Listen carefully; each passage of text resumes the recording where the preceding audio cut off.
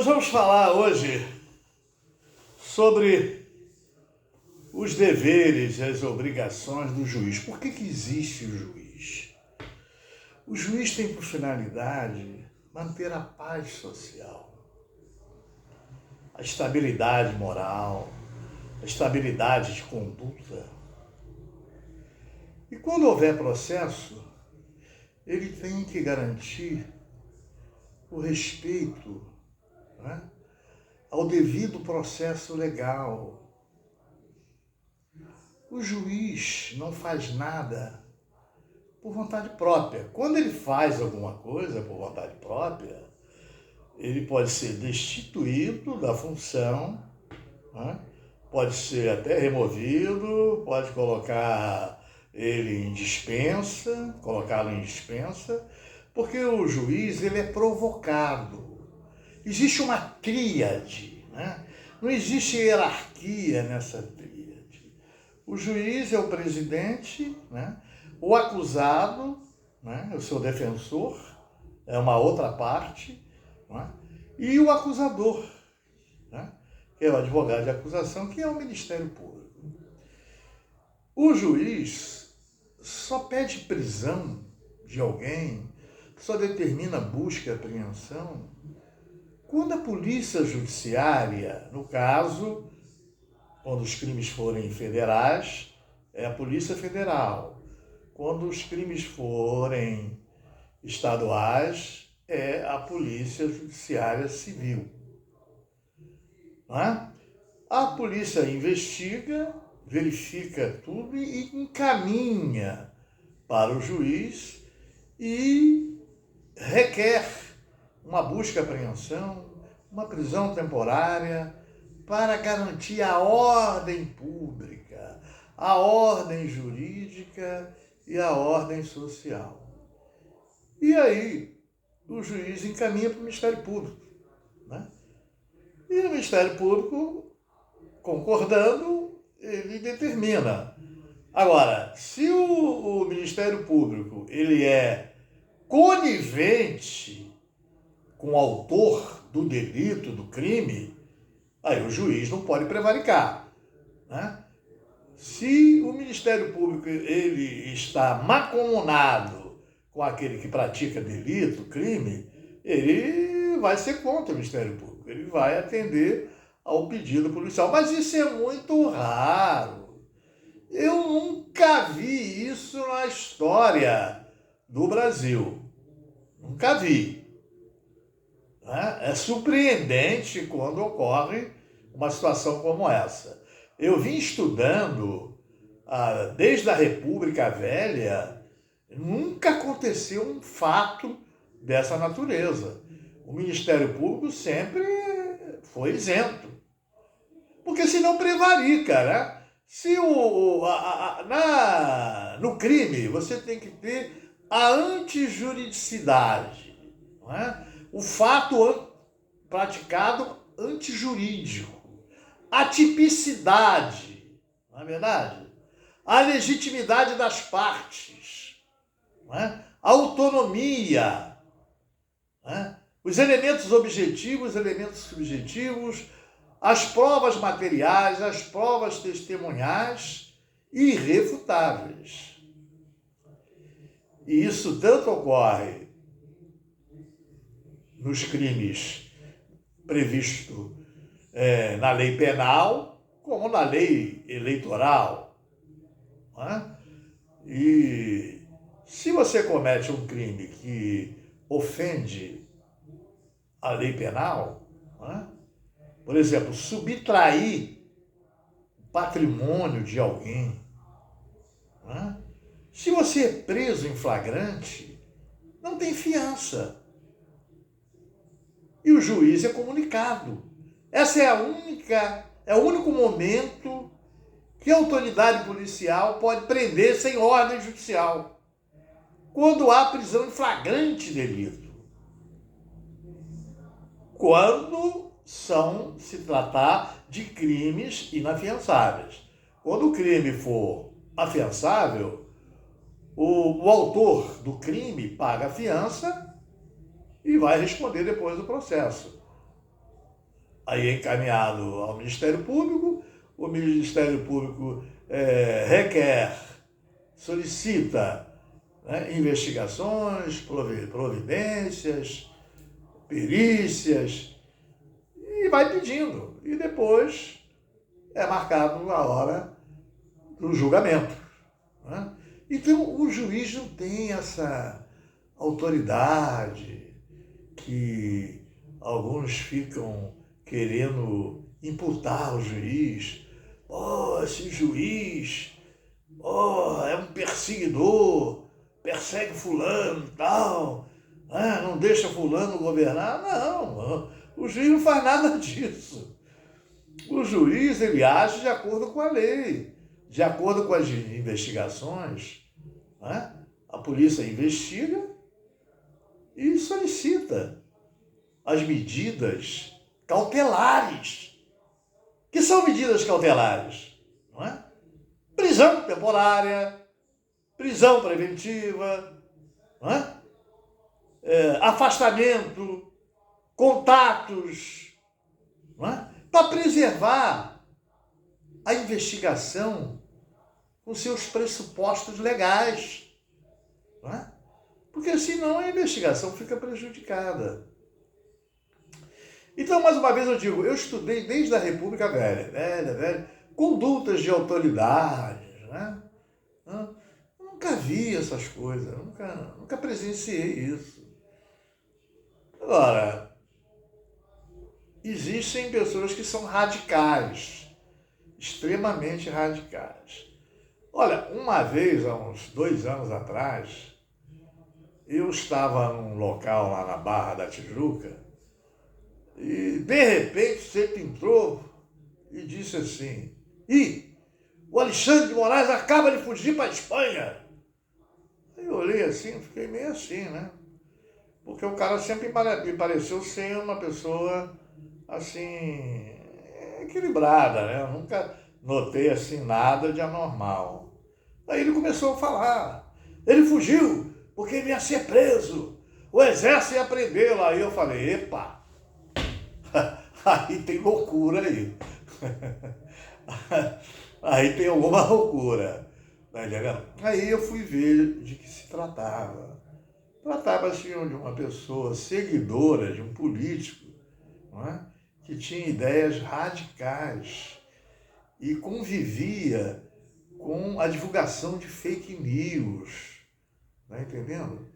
E a outra pessoa que estava do meu lado não comentou nada, porque era bolsonarista. Então, o bolsonarista, ele fica calado.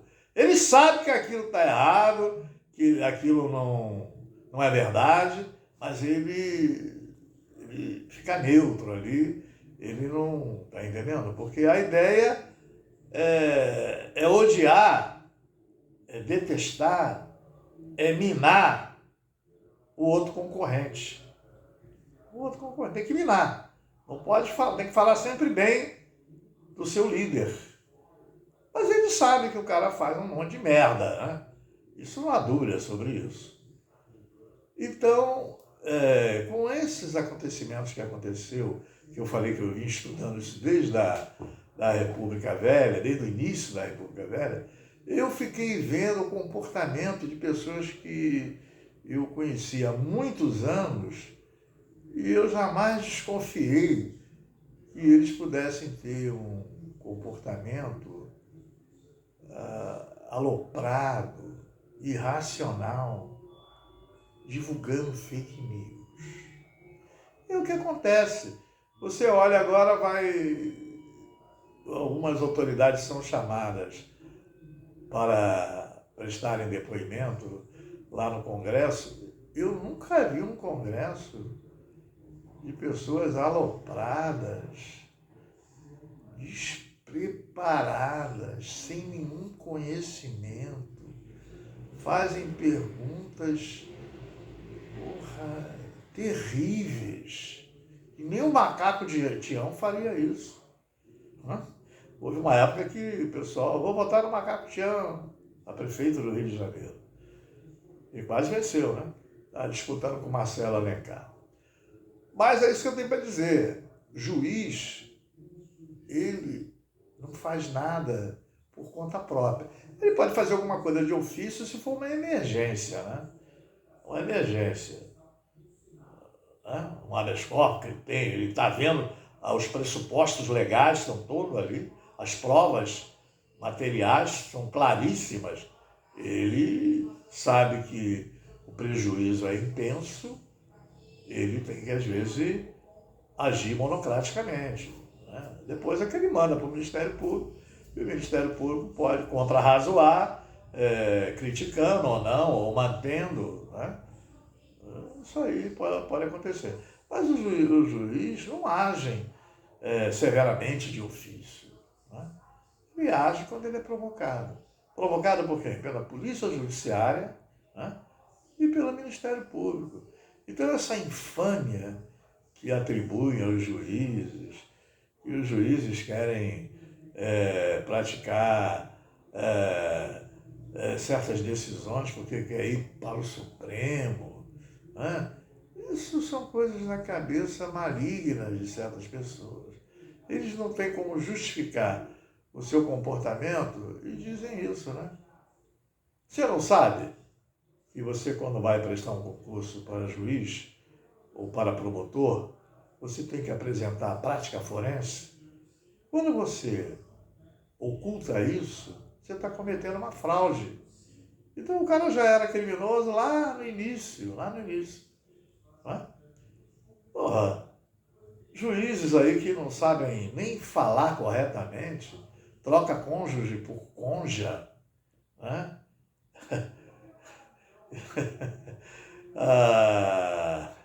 É isso aí. Então, isso não é juiz, né? Isso daí nunca foi juiz, né? E muita gente foi enganado, por isso, né? A imprensa, a sociedade. Eu mesmo achava que o cara, né? Só que eu ficava assim, eu digo, mas como é que o cara pratica um crime em São Paulo, em Brasília, e vai ser julgado por um juiz de Curitiba? Isso não pode acontecer. Onde está o sistema territorial da prática do delito, né? O juiz do território da prática do delito é que vai determinar o devido processo legal. Você não pode pegar um juiz do Rio Grande da Amazônia e mandar julgar um cara que praticou um homicídio no Rio de Janeiro. Isso não existe, né? Mas por que isso foi autorizado? Foi permitido que se fizesse, né? Todas as instâncias, não, tem competência sim, tem competência. Por quê? Porque a ideia era política, aquilo era um julgamento político. Você tinha que tirar o cara de vez para sempre, né? Porque ele era eleito por analfabetos, e a maioria da população brasileira é analfabeta. Isso é na concepção dele. Você vai lá na Bahia, você tem Caymmi, tem Jorge Amado, tem Castro Alves, mas eles dizem que o baiano, a maior parte é analfabeto. Isso foi o que aconteceu. Depois teve que mudar tudo, né? Mudar tudo. Foi o maior crime, e esse cara não está na cadeia. Ele praticou um crime violento e não está na cadeia. Está solto aí, falando, debochando, criticando o cara que trabalha bem, não é? Será que esse cara, sei lá, eu tenho uma desconfiança lá do Paraná, depois dessa que nós descobrimos que o cara não tinha prática forense e escondeu, né, deixaram passar, é possível que teve até a prova, que o pai era procurador e os juízes também, né? Eu sei como é que funciona isso, isso aí é um problema sério, tá entendendo? Porque não é possível um cara o cara não tem preparo nenhum. Porra, o cara que chama cônjuge de conja, ele não tem preparo nenhum, né? Não é possível isso, né? Erro de conjugação verbal, uma série de coisas. É isso aí. Agora, o que se faz aqui também se paga, né? Aqui se paga. Mas eu quis mostrar para vocês que os deveres do juiz. O dever do juiz é manter a paz social, a ordem pública, né? A ordem jurídica, defender o Estado Democrático de Direito, dentro das regras, dentro das leis, da Constituição. Quem não respeita a Constituição é traidor da pátria. Não é? Isso aí. Então, vamos aguardar os acontecimentos, vamos esperar o que vai acontecer. Vai haver muitas notícias aí. Ah, mas por que me perguntaram, mas você é contra essa CPI? Eu falei, não, eu não sou contra, não. Eu acho que essa CPMI, aliás, que é uma CPI mista, ela vai prejudicar quem invadiu lá, quem quebrou e tal. Porque eles é que invadiram. Estava lá uma opção de gente bolsonarista lá. Havia militares, mulheres de militares já falecidos, mulheres de militares que estão inválidos. A prova é robusta, tá entendendo? Agora, querer justificar que o governo foi omisso, o governo facilitou a invasão, não, quem facilitou a invasão foi o governo federal. O governo federal, que eu digo, do Distrito Federal, Ibanez Rocha. Ele tinha que estar lá. O secretário de Segurança não tinha que ir para Orlando, para a Flórida, para encontrar com o amigo dele lá, não. Ele tinha que ficar aí. Porque já havia denúncia que estava para ver uma passeata. Mas não uma quebradeira que eles fizeram. Ali foi... E veio conduzido pela polícia do Ibanez. Conduzido pela rua, até chegar lá na esplanada do Castelo. Então, eu falei, olha, é besteira isso, porque já tem apurado, o Ministério Público já está investigando, a Polícia Federal já está investigando. O que a CPI mista vai investigar? Vai ser pior, vai começar a chamar todo mundo, né? Pode chamar o Bolsonaro, pode chamar os seus asseclas. Era melhor deixar com a polícia, porque a polícia pelo menos estava pegando a raia miúda, né? Então lá, não estavam pegando os tubarões, né? Agora a situação pode piorar. Como me perguntaram, será que aquela CPI da Covid não deu em nada? Eu disse, não. Deu sim. Quando chegar em setembro, vai mudar o procurador geral. Vai vir um outro procurador. Esse procurador, ele não tem, né, equilíbrio com o governo. Ele vai sair, vai vir outro. O outro deverá ser isento. O que ele vai fazer? Ele vai encaminhar para a justiça da primeira instância, né, dizendo que há crime e que compete agora à justiça da primeira instância. Agora é muito cedo, porque o Augusto Aras jamais vai fazer alguma coisa contra o governo anterior. Porque ele tem gratidão, era um cara que estava lá no ostracismo. Olha, a palavra ostracismo significa lá baixo clero, no esquecimento. Ninguém queria aquele cara. Então ele estava lá no ostracismo. Foi colocado procurador-geral. Aí ele não vai fazer nada. Agora o que vier, ele vai cumprir a lei. Ele simplesmente vai encaminhar para as instâncias. Isso é perseguição? Não, isso não é perseguição. O Ministério Público vai investigar, vai ouvir e tal, e vai chegar às suas conclusões. Depois vai dar seu parecer para o juiz de primeira instância. Entendeu? E o juiz tem que cumprir a lei. Porque se o juiz não cumprir a lei, ele prevarica. O juiz não pode prevaricar. Eu falei no vídeo anterior que o juiz é uma donzela, é uma pureza. Quando ele não é, vem de sentença, ele vai embora. Não é verdade? É isso que acontece. Vamos aguardar os acontecimentos. Mais uma vez eu digo, não vamos acusar ninguém por enquanto. Vamos deixar a justiça apurar. Tem que entregar a justiça. A justiça é grandiosa. Ai de nós, se não houvesse a justiça, se não houvesse a polícia, se não houvesse o bombeiro, se não houvesse os médicos, se não houvesse os advogados, os professores. Quando eu falo médicos, eu estou incluindo toda a equipe da saúde. Enfermeiras, auxiliares, atendentes, os faxineiros de hospitais. Se não houvesse, a gente estava ferrado. Por exemplo, a polícia invadiria a sua casa e ia pedir um ágio. Olha, tem que pagar todo mês X para morar aqui, entendeu? O gás tem que comprar comigo, né? A net, você vai ter o gato net, tem que comprar comigo. Mas nós, graças a Deus, temos uma polícia. É claro que não existe ninguém perfeito. Perfeito só foi um. Todo mundo sabe quem foi. O rei dos judeus. Mesmo assim foi vendido, né? Por Anás, por aqueles sacerdotes vilipendiados, né? E vendeu, distribuindo moedas na hora do julgamento de Pilatos. Votem a favor de Barrabás. E Jesus foi crucificado. O que aconteceu com Pôncio Pilatos? Pôncio Pilatos foi jogado na sarjeta, né? Foi chamado pelo imperador romano lá. Foi com a Cláudia, porque a Cláudia, a mulher de Pilatos, implorou a ele de joelhos: não faça isso, esse homem é inocente. Aí ele foi lá, apenas lavou as mãos.